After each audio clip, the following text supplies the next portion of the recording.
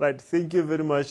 Boys and girls and colleagues, good morning. Today we are going to look at analytical geometry. Mostly that will be grade 10 and grade 11 revision. Of course, that is the work that we did in grade 10 as well as grade 11. Of course, since now we are preparing for the final paper, you have seen how you have performed now in this trial examination that you wrote.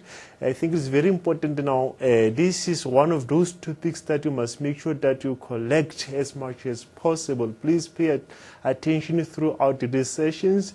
If you have questions, please ask those questions so that we can get the clarity. It's very important, and I believe that if you send those questions through this presentation, I think the second quarter now of this presentation, then I'll be able not to respond to your questions. Right now, let us start, boys and girls. Of course, we know analytical geometry, right? We know analytical geometry. It takes plus or minus 40 marks.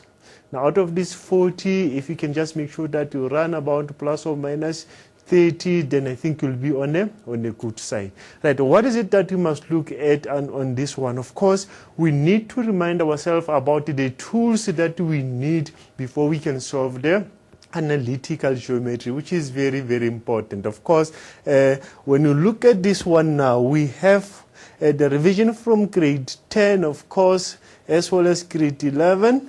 And now you remember now, most of the time here, we will be having the distance between the 2 points. Of course, you remember the distance, the formula that you use when you determine the distance between any 2 points, or the length of the line segment AB. The line segment AB. Of course, now we are going to have, this is the formula that we use. AB is equals to the square root of x squared minus x1 all squared plus y2 minus y1 all squared. You see, it is very important now to familiarize yourself with what?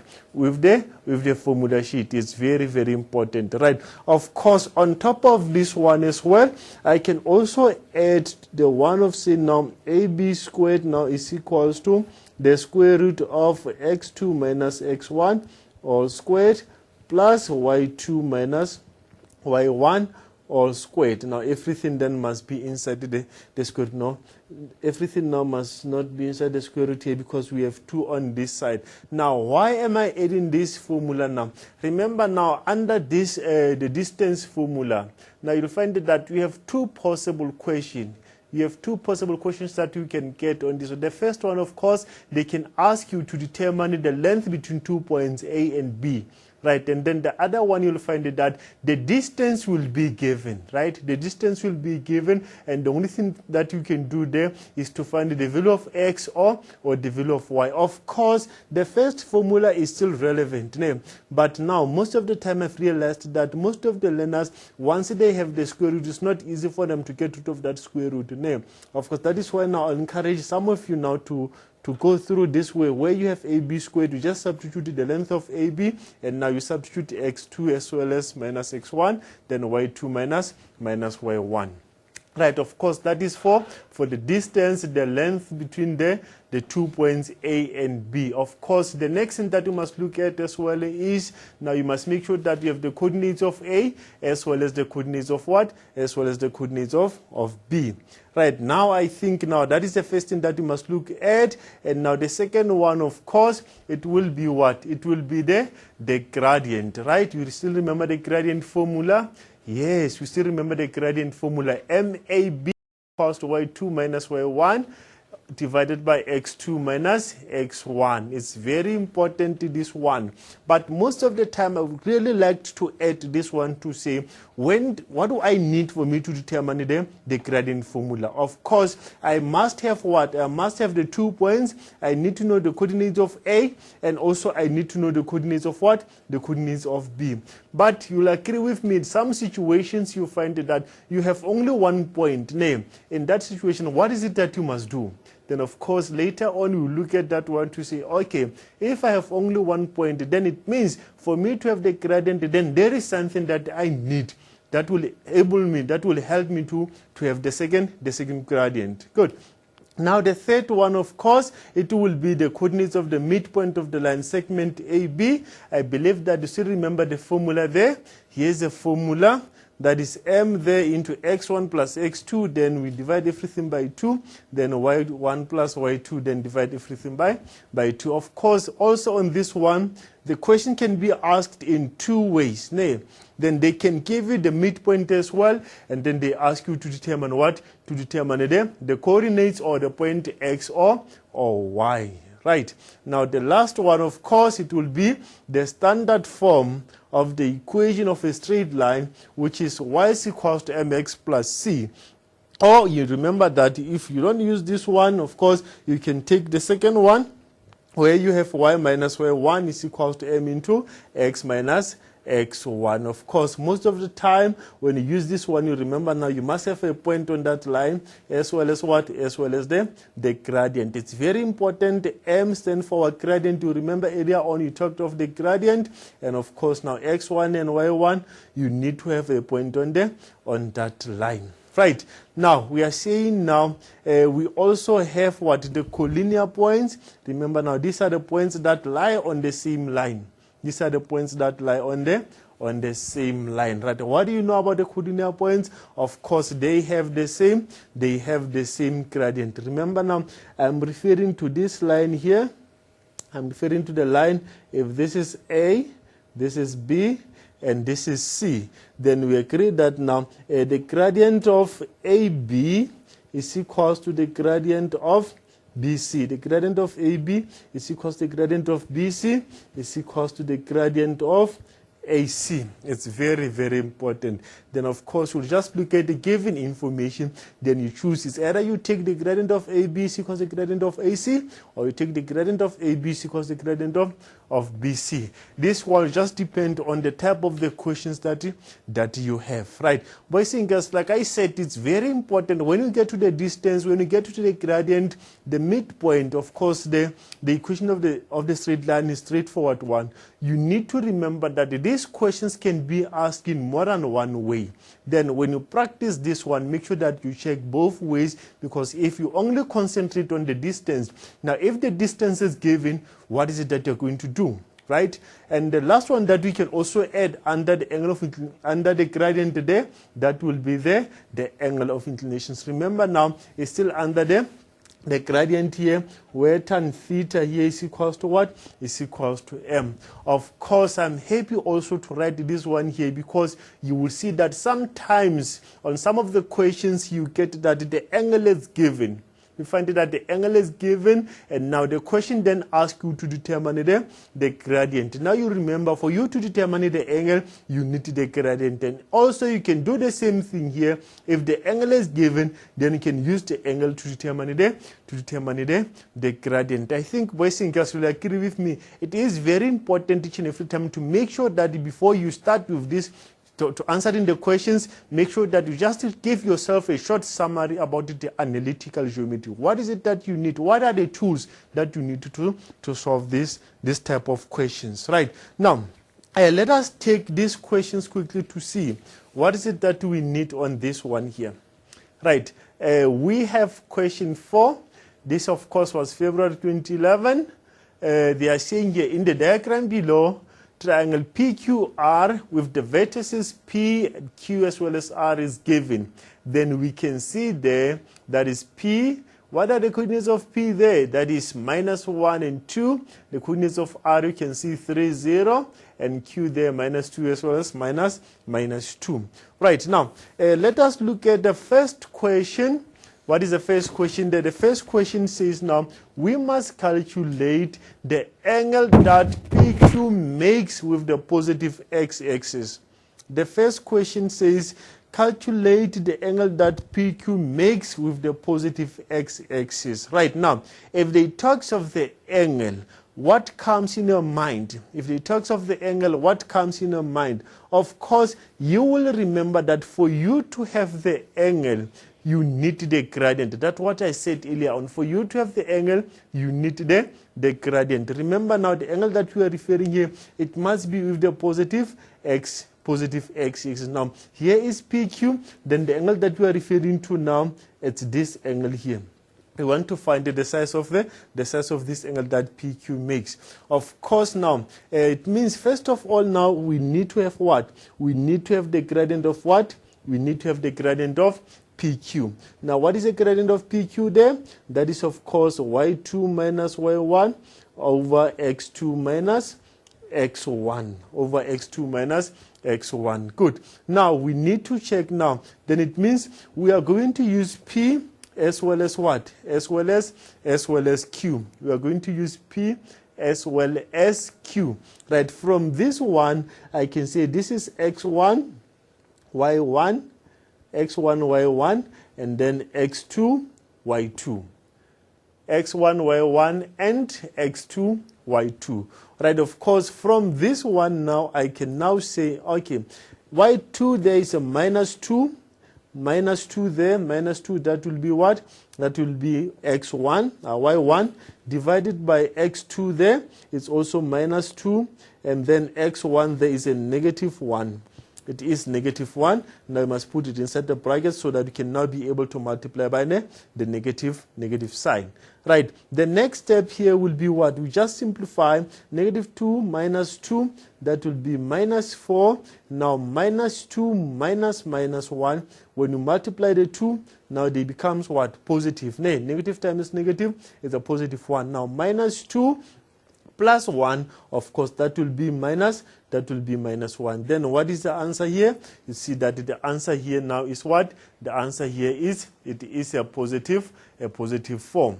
Right, now, remember now, most of you will say now that what if now I decide to say this is x2, y2? Of course, it doesn't matter. What is important is make sure that if you say this is x2 and also this one must also be what? This one must also be y2. Then this will be x1 and the other one will be y1. It is very important. Right, now we have what? Now we have the gradient. Now, which formula now do we use when we determine the angle of inclinations or the angle that PQ makes with the positive x-axis?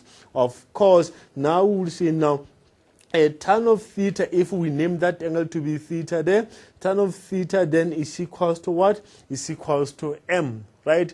Tan of theta there is equals to m. Of course, what is our m there? M there is what? Is 4. Then from here now, you remember now, you just multiply both sides by the inverse of tan, or the tan arc is very important. Therefore, we have the inverse of tan 4 there. Now, the answer there is what? What is the answer on this one? Of course, you can use your calculator on this one. Then we have the inverse of tan positive 4. Then our answer there is 75,96 degrees. Then the answer there is 75,96 degrees. Of course, it's very important. The gradient is positive. If the gradient is positive, it means we are expecting to get the angle which is what? Which is less than 90. Expecting to get the angle which is less than 90. Of course, that is the first question there. Right, boys and girls, like I said earlier on, it's very important to make sure that we are able to use the two. Right, it is very important to make sure that you're able to use the two. Now, if I say to you now, this angle now, it is given. If I say to you now, this angle here, it is given now, they are saying this angle here, it is what? The angle here is 75,96. And of course, the coordinates of P on this side, the coordinates of Q, then it's a minus 2 as well as P. And of course, this one is still minus 1 as well as 2. Right, now you are asked now to determine what? You are asked now to determine the gradient of PQ. You are asked now to determine the gradient of PQ. What is it that you are going to do here? Remember, for you to determine the gradient, you must make sure that you have the 2 points. Of course, when I look at this one, I have P as well as Q. But the problem here is I cannot use the gradient formula. Why? Because I don't know what is the value of what? What is the value of P? Therefore, I cannot use the gradient formula. Then I must look for another way. Right, now, what is it that I have also here? Now, immediately once you see that you have this angle which is 75,96, that is our angle of inclinations. Therefore, we can use the angle now because we know that tan of theta is equals to m. Right, now, we have the angle which is what? Which is 75,96. 96. Then we can now use this one. It's just substituted the angle there. And now immediately from this one, you just say, okay, what is tan of what? What is tan of 75,96? Now the answer then you can see now that is 3,998888. Of course, that is 3,99888857. This is our m. Now, when you round it off to 2 decimal places, now you'll see now the gradient is equals to 4. Then, of course, I believed that the next question immediately once we have this form, the next question will then be determining the value of what? Determining the value of p. Then, of course, since now you have the gradient, now you can use the gradient formula now to determine the value of p. It's very important. That is why I said earlier on, make sure that you are able to use the two to be able to determine the gradient, and also to use the gradient as well as to find the angle of the inclinations. Right. Now let us look at 4.2. 4.2 there, it says now you must determine the coordinates of m. What is m? M is the midpoint of what? M is the midpoint of PR. M is the midpoint of PR there. That is a 2 marks question. Boys and girls, I believe now you are familiar with this type of questions. Of course, it's a 2 marks questions. Yeah, maybe 2 minutes we will do on this one, right? Can you determine for me the coordinates of M, which is the midpoint of PR? Then immediately after 2 minutes, then we'll talk about what strictly 2 minutes, boys and girls. We must learn now to use our time effectively.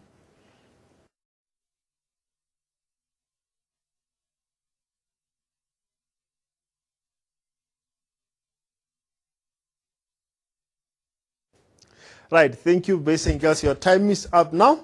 Let us see what is it that we have, right? Can you see? You can just check your answer there with your colleagues next to you there. What is your answer? Yes. Now, can you see that one is correct? Yes. Now, let us now check. I can see now there are those who make some of the mistakes there which are not important, boys and girls. Please let us make sure that each and every time when you work out this one, you work it out in a correct way. What is the formula first? It's very important now. The midpoint there is m into x1 plus x2 divided by what? Divided by 2 there. And now we have y1 plus y2 divided by what? Divided by 2. Of course, now from here, now you can now do your substitution now. They said the coordinates of M, which is the midpoint of PR. Now it means now we need to go back to our diagram now to check where is PR. This is PR. Then it means M is somewhere on this side here. Right? It means now we needed the coordinates of R as well as the coordinates of what? As well as the coordinates of P as well. Right, now from here now we will be saying now, okay, x1 here is what?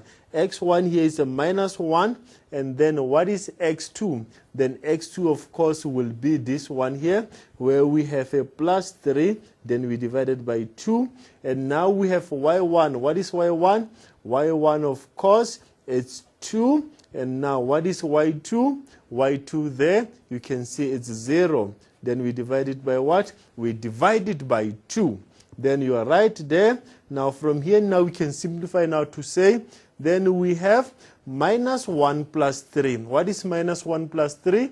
Minus 1 plus 3 is 2. Is that correct? Yes. That is 2 divided by 2. And then 2 plus 0, of course, is 2. We divided by 2 as well. Therefore, now the midpoint here is 2 divided by 2, the answer is 1, and also 2 divided by 2, then the answer is 1. Then you can see now the midpoint of this line is where x is 1 and also where y is a positive. It's a positive 1. Right, of course, boys and girls, you can see now your answer there, it's 100% correct. Yes. Now, let us now move to the next question. Let us now move to the next questions. It says now, you must determine the perimeter of triangle PQR to the nearest whole number. determine the perimeter of triangle PQR to the nearest whole number. Of course, boys and girls, when you talk of the perimeter, you still remember that you are talking about what? You are talking about the distance around the distance around the shape. Of course, now, what is it that we need? Immediately when you say the distance around the shape, it means now we need to use the distance formula. It means we must have the distance of what? The distance of PQ and the distance of QR as well as the distance of PR, right? Yes, we must have the three distance around this because this is a what? This is a triangle, right? Now, boys and girls, it's a 5 minutes question, of course. Please, 5 minutes, then I'm going to give it 4 minutes. Now, I'm going to give it 4 minutes. Then immediately after 4 minutes, then we are going to discuss this one. Make sure that you familiarize yourself with these questions, boys and girls. It's very, very important.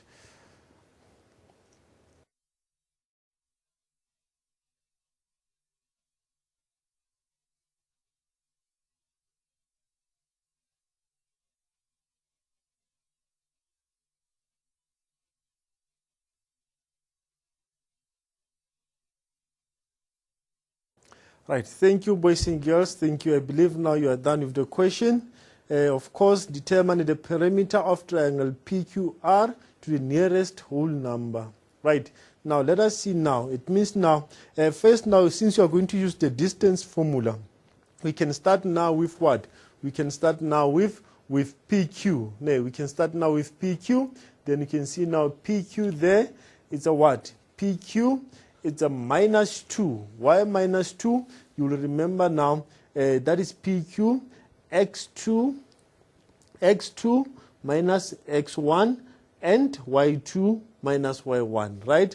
Of course, now we are going to have minus 2 there as well as what? Minus 2 as well as minus 1. Of course, let me write it here so that you can be able to see now minus 1 and 2 there. And Q, coordinates of Q, that will be minus 2 as well as minus 2, right? I think in this way it will be easier for us to see now. If we say this one now, it is x2 and y2, and this is x1 and y1, right? Now, we have minus 2 minus 1, right? And then we must square it plus y2 there. Y2 is a minus 2, and then y1 is a positive 2. Therefore, it's going to be what? It's going to be a minus 2, right? Now, when you simplify this one, it is a minus 2 minus 1. Well, first you multiply 2. Negative times negative is a positive. Now, minus 2 plus 1 is a negative 1. Therefore, we have a negative 1 squared there. The same apply on this side. Minus 2 is a negative 4. Right, of course, negative 1 squared is a positive 1, and now negative 4 squared is a positive 16. Right, when you add the 2, now you get the square root of 17, which is more or less 4 comma what? 4 comma 1. Right, now, what about PR? PR as well. The coordinates of PR there, remember P is a minus 1 and 2, and then the coordinates of R will then be what? The coordinates of R will then be, will then be 3 as well as 0. Right, and now we have x2, y2, and we also have y1, x1 and y1. We also have x1 as well as y1. Then we have 3 minus 1. Of course, it's correct. We square it. And now plus 0 minus 2. Then from here now you can see now 3 minus 1. This now is going to be positive 1. Then 3 plus 1 is 4. And 0 minus 2, that will be minus 2 squared. Of course, now we are going to have what? We are going to have 4 squared is 16. Minus 2 squared is 4. Now when I add the 2, they give me 20. Now when I round it off to one decimal place, then it's give me 4,5. Right? That is, of course, the distance of PR. Then now we have QR. Now the coordinates of Q, you said it's a minus 2 and minus 2. And now the coordinates of R, 3 as well as 0. Right, now from here now you can see this is x2, this is y2, and also this one is x1 and y1. Then you are going to have minus 2 minus 3 there as x1, and we have minus 2 and minus 0 there as our y1. Of course, when I simplify the 2 there, it is minus 5 all squared plus, then you have minus 2 all squared. Then the answer there, minus 5 squared is 25, and minus 2 squared is 4. Please, this negative 1, make sure that you put it inside the brackets, because if you only say minus 2 all squared, it will give you the negative 4, which is not correct. Then 25 plus 4 is equals to 29. Therefore, the square root of 29 there is a 5,4. Right now, we must answer the question now. What does the question say?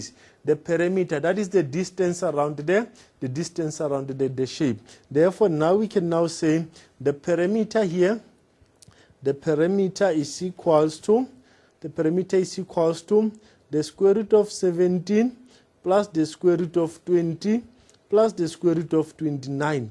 Now we add the 3, we check what is the answer there. The square root of 17, then plus the square root of 20, then plus the square root of 29.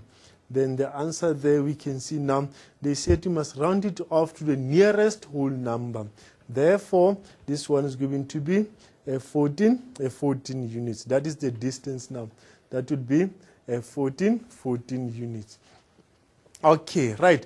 Boys and girls, now I believe now you understand this one now. The perimeter, that is the distance around the shape. Therefore, you must just add that one. Also remember the formula that we have learned now in grade 9 as well as grade 10. Right, now, boys and girls, now let us now look at the last question here in this paper. That is question 4.4. Determine an equation of a line parallel to PQ that passes through M. Determine an equation of the line parallel to PQ that passes through M. Of course, this one will say now, you remember now, the equation of a straight line is y is equals to mx plus c, or one can say now y minus y1 is equals to m into x minus x1. Right, now, what are we going to do now? Of course, you must ask yourself, to say now, if I want to determine the equation of a straight line, what is it that I need here? We agree that this is the gradient, right? This is the gradient, this is the y-intercept, or y value on that line, or you need a point, you need a point on that line. The same apply, it is the gradient, and also to have x1 as well as y1. These two now you must have a point on that line. It is very important. Of course, now let us look at this one. They said you must determine the equation of the line parallel to PQ, and that line passes through M. Then here it's our M. You still remember what are the coordinates of M? Yes, the coordinates of M then was 1 and 1. That was the midpoint. That was our midpoint of PR. Right. Boys and girls, now how do we determine the equation now? Now, this is very important now. We are told now this line is parallel to PQ. It's very important. Remember, I've mentioned to say, always remember now, for you to have the gradient, you must have the 2 points. For you to have the gradient, you must have the 2 points. But in case where you have 1 point, then you must check the following. They will mention to you to say, this line is parallel. And also, if they don't say parallel, they will say it is perpendicular. Right? Now, to determine the gradient of the parallel line as well as the perpendicular line, what is it that you need now? You remember for parallel line, they have the same gradient. Now here we say M1 is equals to M2. If you are told that lines are parallel, now you must remember that they have the same gradient. They have the same gradient. Now the same applies with what? With the perpendicular lines. If you are told that lines are perpendicular, then it means M1 multiplied by M2 is equals to a -1. Therefore, now this will enable you now to have what? To have the gradient of that line that you want to find the equation of, right? Good. Now, let us look at this one now. We have the gradient of PQ. What is the gradient of PQ? The gradient of PQ, you said is equals to what? Is equals to 4. Right, you said the gradient of PQ is equals to 4. Now, it means the gradient of PQ is equals to 4 is equals to then the gradient of what? Of the second line there, which passes through what? Which passes through M. Then now we can now say y minus y1 there is equals to M into x minus x1. Now you substitute the gradient, which is 4. Good. And then from here, x minus. Now you take x1 from here. That will be x1, y1 minus 1, and y minus 1 on this side. Now we have 4x minus 4. We take 1 on the other side. It is plus 1. Therefore, y is a 4x minus. Y is 4x minus 3. Y is 4x minus 3.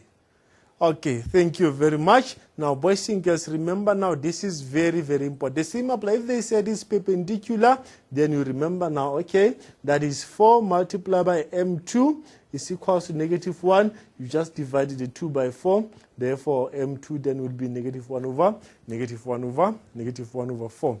Right, boys and girls, I tried on this first session to make sure that you really understand how to use your formula and make sure that you interpret questions correctly. Right, now, before we take the break, I think which will be in 4 minutes time from now, let us quickly look at this question. Before we take the break, let us quickly look at this question. Boys and girls, now it's very important to read the instruction name. Very, very important. ABC is a triangle with the vertices A, B. I'm interested at B. What are the coordinates of B there? It's T as well as 0. And C, it's a P and minus 4. With P being greater than what? 0. Then in the Cartesian plane, AB makes an angle of 45. With the positive x-axis, immediately I see this one. What comes in your mind? Of course, that is the angle of what? That is the angle of inclination. It's very, very important. Now, the last part is AC is the square root of 50. What is this one? Of course, it's not a gradient, it's not a midpoint, but it's a what? It is a distance. Then the distance between AC is a square root of what? Is a square root of 50, right? Boys and girls, now you can see now in this diagram, in this case here, we have A, we have B, we have C. Then everything now it has been represented correctly. What is the first question? I think it's a 2 marks. I think this is the question that will lead us to the break. Okay, the first question says, determine the gradient of AB. Determine the gradient of AB. How do you determine the gradient of AB? You must have the 2 points, A and B. Good, is that correct?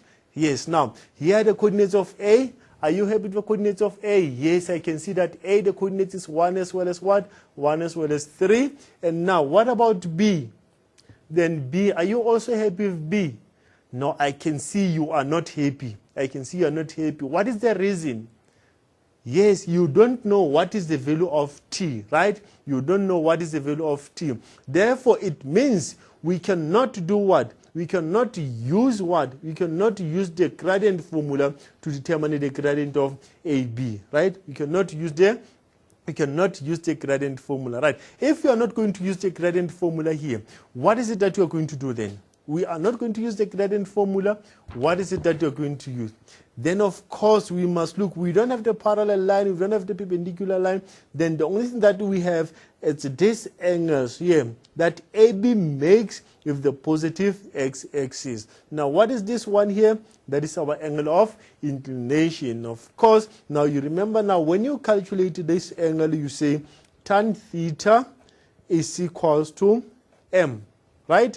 Yes. Now, what is this M stand for? For the gradient. And this one here, of course, that is the angle that the line makes with the positive x-axis. Right. Now, let us now substitute here now to say we have the angle which is what? 45 degrees is equals to M. Then from here now, boys and girls, now look at this one. You're going to smile when we get to the answer here. Right, the answer here, that is tan of 45 degrees. What is tan of 45 degrees? Then it's 1. What is the meaning of this? What is the meaning of this? It means the gradient of AB. It means the gradient of AB the gradient of AB is equals to 1. It means the gradient of AB there is equals to 1. Of course, boys and girls, remember now, if, like we said earlier on, if you see that I don't really get this one right, remember you can just ask that question so that at least now in the next session now you can be able to respond to those questions. Right now, I think after break, we'll be looking at 4.2, which is also very interesting now because they said now we must calculate the value of t as well as 4.3. Boys and girls, now we're going to have the 5 minutes break, 10 minutes break now. Immediately after this now, we are going to continue.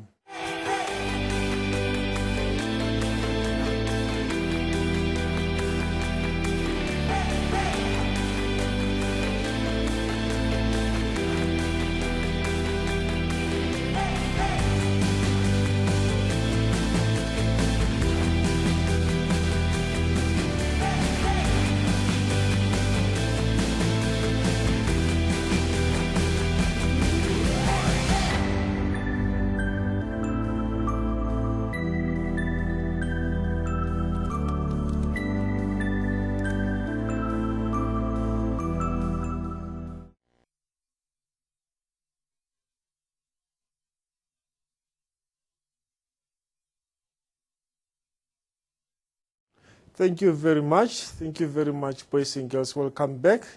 Remember now we're busy with the first question there where you were supposed to calculate the gradient of AB. And now we couldn't use the gradient formula there because we don't know what is the value of t there. Now we had to use the angle of inclination, which is 45. That is where we ended up saying now the gradient of what? The gradient of AB there is a positive 1. Right, let us now go to 4.2. Let us now go to 4.2. 4.2 says now you must calculate the value of t. You must calculate the value of t. Now you can see here it is t. T is on the line AB. Is that correct? T is on the line AB and also is also on the line BC. But now, we cannot use BC. Do we have something with BC? No, we don't have extra information on BC. But with AB, we have the gradient of AB. We have the gradient of AB. Therefore, now we can use that the gradient formula, right? Yes, you agree that we can use the gradient formula. I believe that, boys and girls, because this is a 2 marks questions, I think you already have the answer now. Yes, I can just see the smile that you have that answer. Let us see if your answer is correct. Now, the gradient formula is the y2 minus y1 over x2 minus x1. Right now, from here now, you only substitute now. What is it that you're going to substitute here? You set the gradient is equals to 1. Therefore, 1 is equals to y2. Y2, of course, it will be from the diagram here to say this is x1, y1, this is x2, y2. Then, of course, y2 is a 3 minus 0 divided by 1 minus t, right? And, of course, from here, we can now do what? Cross multiplication. Of course, let us simplify this first. 3 minus 0 is a 3. Divided by 1 minus t, which is equals to 1. And therefore, now immediately after this now, because we have one term on the left-hand side and one term on the right-hand side of the equal sign, therefore, cross multiplication, 1 minus t there, we multiply it by 1, of course, everything will stay the same. 1 times 1 is 1, 1 times minus t there, it's a minus t. It's equals to 1 times 3, then 1 times 3 there, it's a positive 3. Now immediately from here now, what is it that you're going to do now? Immediately now we say minus t is equals to, we take 1 on the other side, that will be 3 minus 1, which is equals to what? Which is equals to 2. Therefore now we are looking for t, not a minus t. Then divide both sides by the negative side. Therefore you will see now t is equals to a negative 2. Right, boys and girls, this is the answer that we have. Of course, you can check if you are right to say, okay, this is 3. Okay, let me use the second one. This is 3 divided by 1 minus minus, that is plus 2. Therefore, that is a plus 2 there. That is 3 divided by 3, which is equals to 1. Boys and girls, each and every time when I do something, I make sure that I check if that answer is correct, if possible, because it doesn't help to just be happy to write everything down, but to realize later on that what I've written down here, it is not correct. Make sure that if possible, you just check if your solution is correct. If you can be able to prove that the left hand side is equal to the right hand side, then everything then will be correct. Okay, right now 4.3. 4.3, boys and girls, you must calculate P, the x-coordinate of point C. The x-coordinate of point C. That is a 4 marks question. Boys and girls, I'm going to give it 4 minutes. I'm going to give it 4 minutes. You calculate P, the x-coordinate of C. I just want to check which approach are you going to take to calculate the value of P.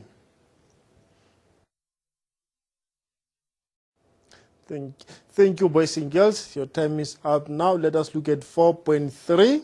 Let's look at 4.3. I will go back to the statement. Remember the questions, calculate P, the x-coordinate of point C. I'll go back to the statement. There it says now, ABC is a triangle with vertices A, B, and C with P greater than 0. It means P must be greater than 0. You can see why are we saying greater than 0? Of course, x on this side is positive. Right, and now AB makes an angle of 45 degrees with the positive x-axis. AC is equals to the square root of 50.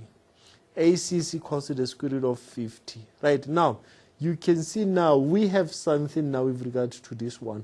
We know that AC is the square root of 50, right? AC square root of 50. But on this side, we don't have much information. Therefore, this side falls out. Therefore, now we'll be working on AC. What is it that we're going to do on AC? We are given the distance. Therefore, we're going to use the distance formula to determine the value of the x-coordinate of the point C. Right. What is the distance formula? Remember, you said we have AC squared is equals to then x2. AC squared is equals to x2 minus x1 all squared plus y2 minus y1 all squared, right? And of course, immediately from here now, what I'm going to do now, I substitute now AC. What is AC there? AC is the square root of 50. Then I substitute AC now to say AC is the square root of 50. Then we square it. Now it's equals to, then we check what is x2. From this one, you can see there ax2, y2. Then of course this will be x1 and y1. Then x2 will be 1 minus what? 1 minus p. 1 minus p all squared plus, the same apply with y2. Y2 will be 3 minus 4 all squared. Right. What is the square root of 50? Of course, boys and girls, if you're struggling to get this one, you just use your calculator. The square root of 50 all squared. Then it will say now the answer there is what? The answer there is 50. Right, now, the other thing which is very important now is, what do you understand about this? I know sometimes you're in a hurry in the examination. One end up saying now the answer here is a 1 minus p squared, which is not correct. Boys and girls, the meaning of 1 minus p all squared is, it means now you have 1 minus p. You multiply itself twice. 1 minus p multiplied by 1 minus p. You multiply 1 minus p itself twice. And therefore, we have plus 3 minus 4. Of course, that will be 7. That will be 7 squared. Right, when you simplify these brackets, 1 times 1 is a 1. 1 times minus p there, it is a minus p. And minus p times 1 is a minus p. Negative p times negative p, of course, is a plus p squared. And now from here, now you can see these two are like terms. Therefore, we end up having 1 minus 2p plus p squared. Right, what about this one here?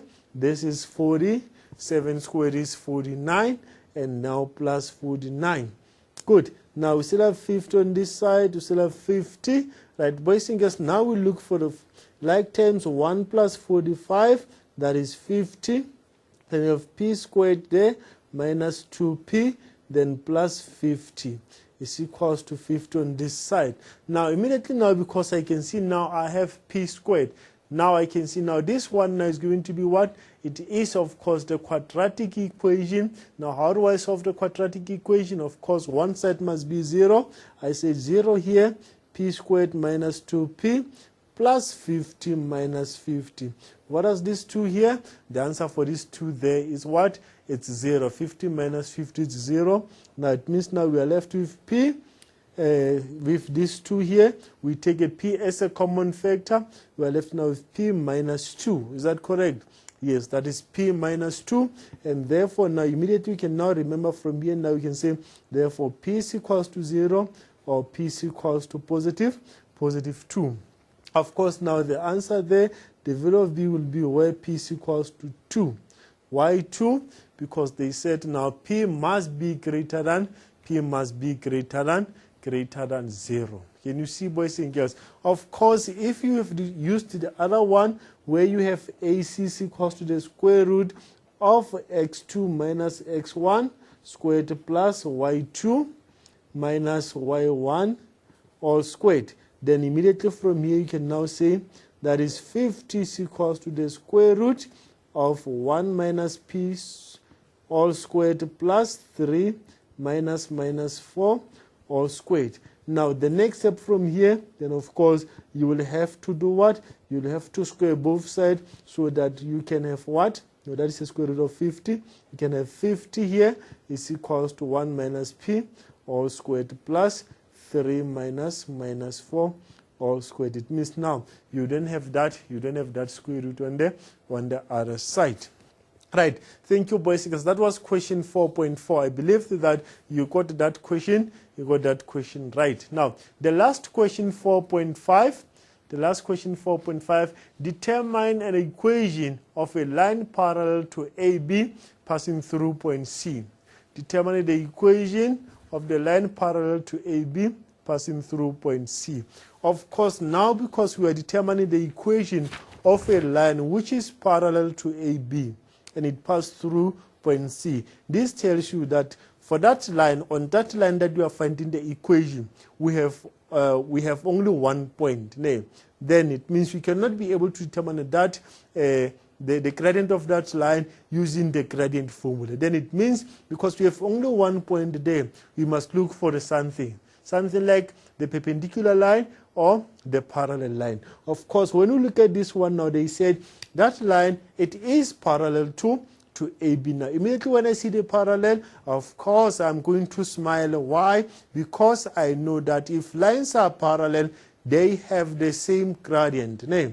They have the same gradient.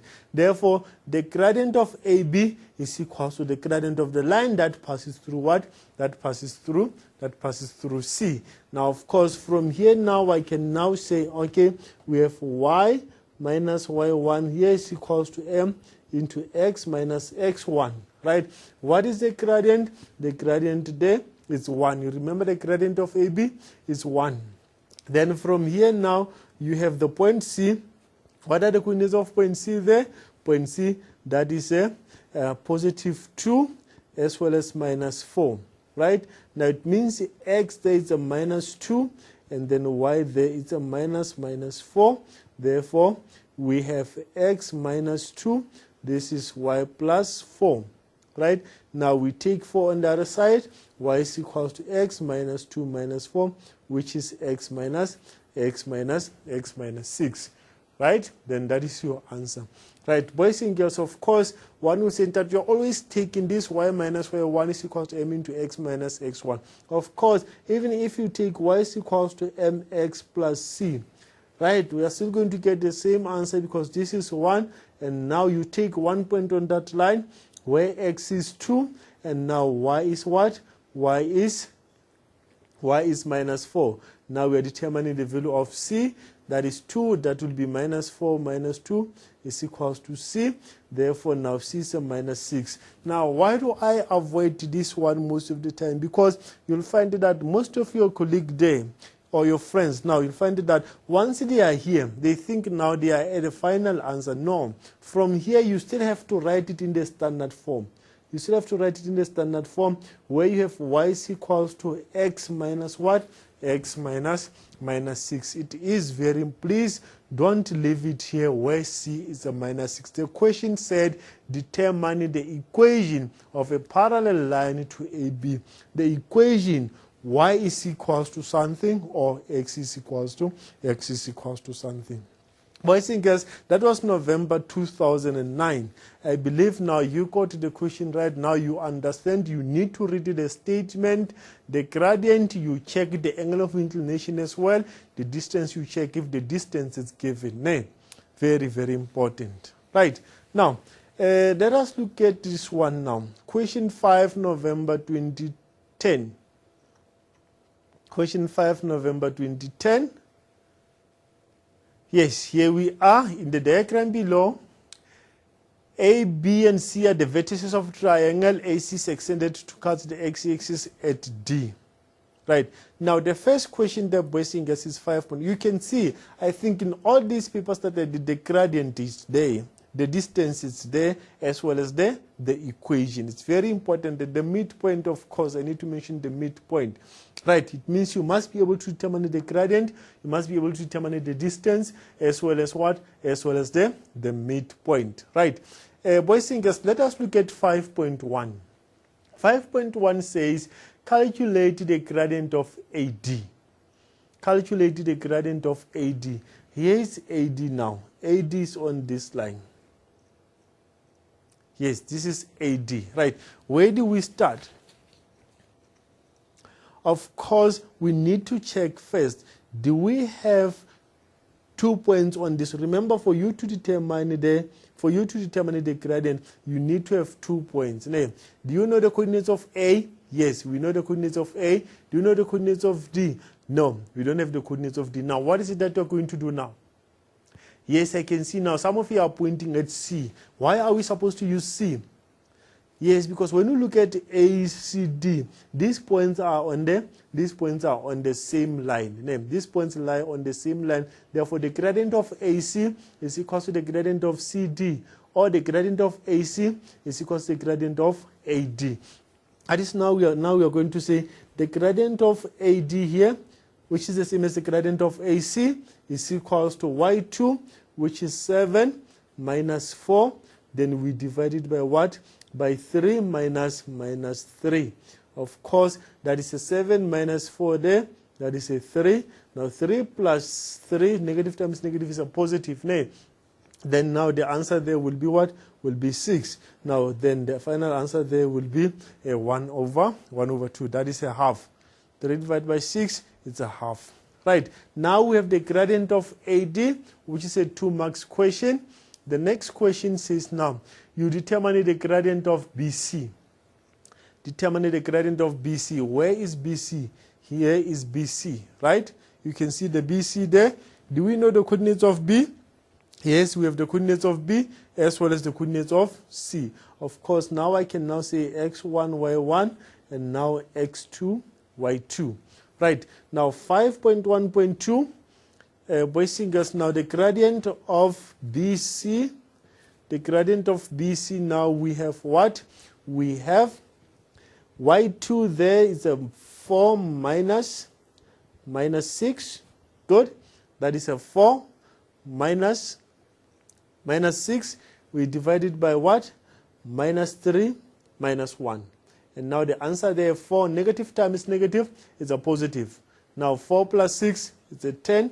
We divide it by minus 3 minus 1. Of course, that will be a minus 4. Right, from here now we can see now this will be 5, then minus 2.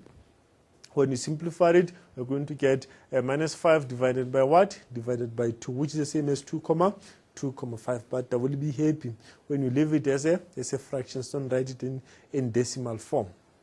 Right. Now, from here, boys and girls, you must also learn.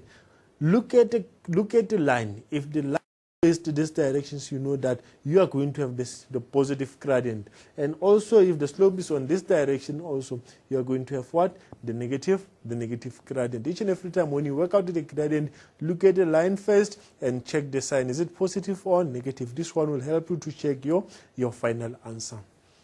Right. Now, 5.2.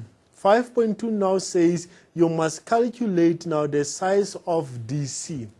You must calculate now the size of DC. How do we calculate the size of DC? Here's the DC, that is DCB. Then it means we are looking at this angle here. We are looking at this angle here, that is angle DCB.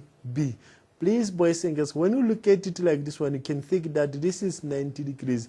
They did not say AD is perpendicular to what? To BC. First, make sure that you prove. If you can see down, this is perpendicular. That's when now you can say DCB is 90. But beside that one, you need to work it out to make sure that it is 90.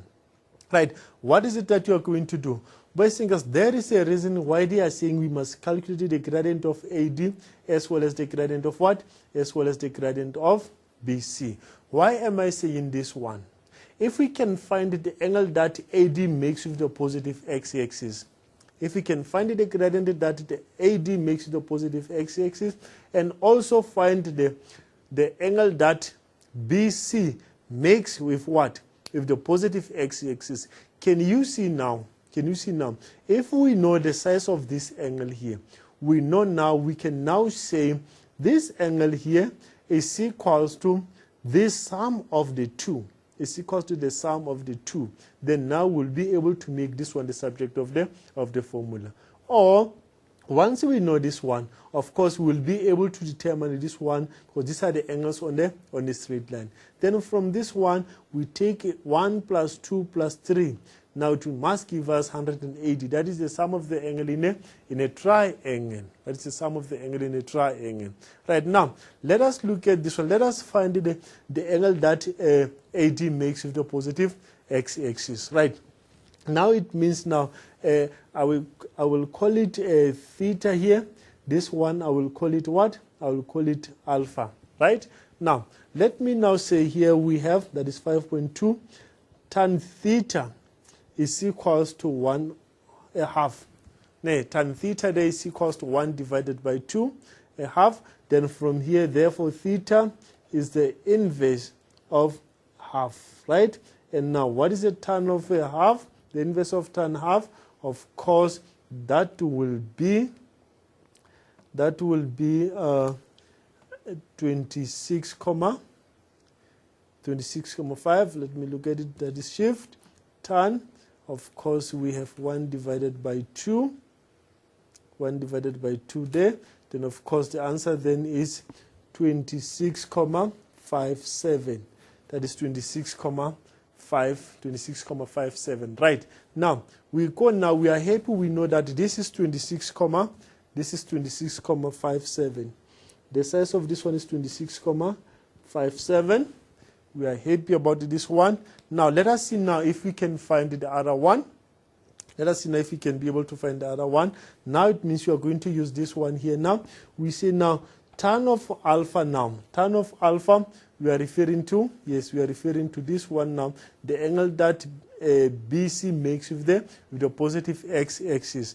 Now, we're saying alpha there is equals to minus 5 divided by what? Minus 5 divided by 2. Of course, now, look at the gradient. If the gradient is negative now, it means now this angle here must be more than 90. Right, of course, now, then I can now say, therefore, alpha here is equals to 180 degrees minus what? Minus the inverse of tan 5 divided by 2 there. Then we can now see this will be 180 degrees minus. Now we check to say, okay, what is the inverse of 5 tan 5 divided by 2? Then you'll see that the answer there is 61, that is 61,20. 61,20. Yes, that is 69,20. Now we minus 180 from that angle. Of course, you'll find that this one is 111,80.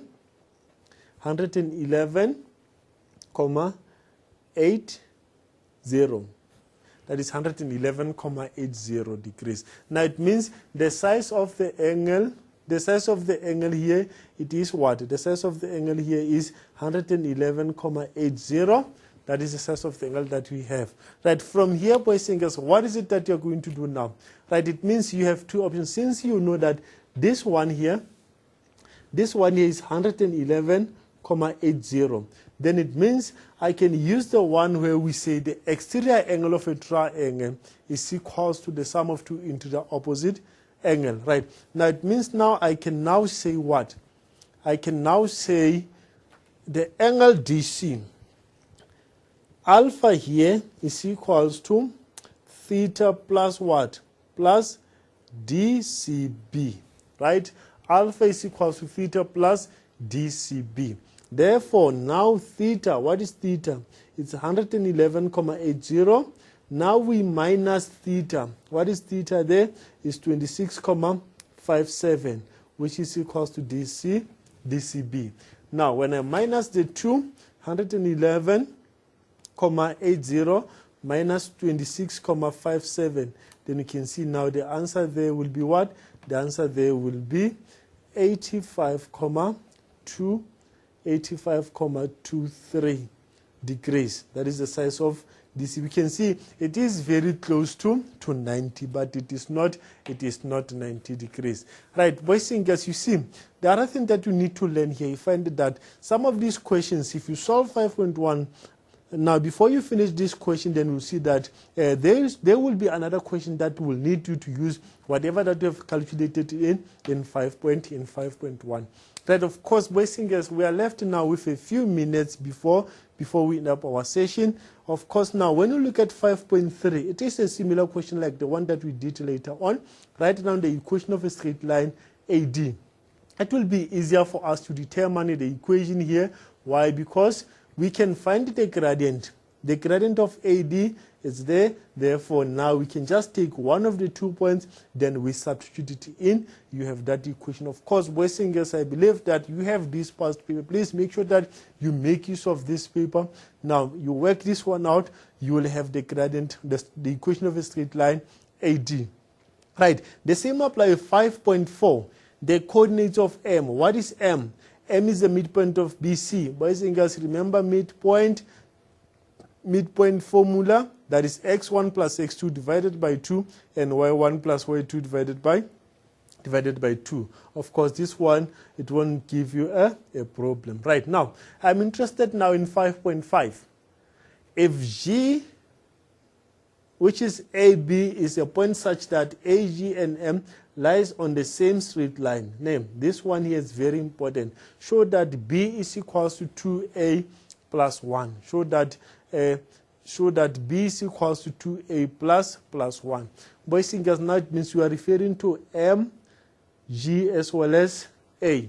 Right? We are referring now to M, G as well as A. What will be the approach here? Maybe if I can give you the approach then, so that at least when you work it out here, so you are not going to strike in.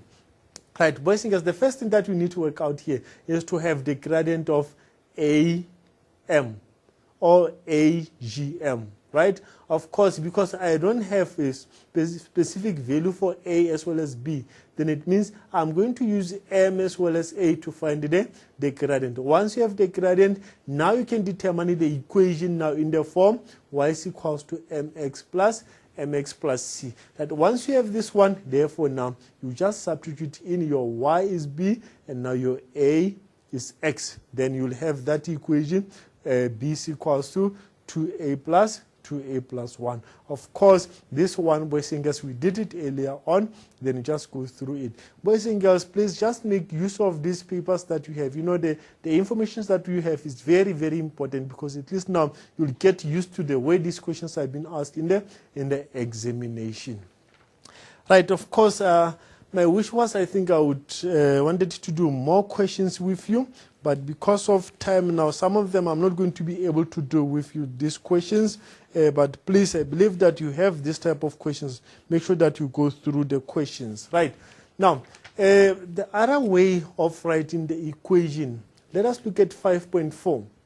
C is a point such that line BC is parallel to AD. Of course, not the first time now. You know what to do when you have something like this one. Determine the equation of the line BC in the form AX plus BY plus C is equals to 0. Boys and girls, this is not the new equation. This is not the new equations. It's the equation that you know BY is equals to minus AX minus C. Or y is equals to minus A divided by B minus C divided by B. Then from here, you multiply everything by B. You are going to get this one, and now transpose everything to the left-hand side. That is where now you end up having AX plus BY plus C. Boys and girls, please, I believe that you've enjoyed this session, which was very important. Remember, like I indicated earlier on, analytical geometry takes plus or minus 40. Just make sure that you go through analytical geometry and make sure that you are, especially grade 11-1. Of course, later on today, we will be looking at a grade 12. Thank you very much. I believe that you've enjoyed the sessions and continue practicing. Work hard. Make sure that at the end of the day, you pass mathematics. Thank you.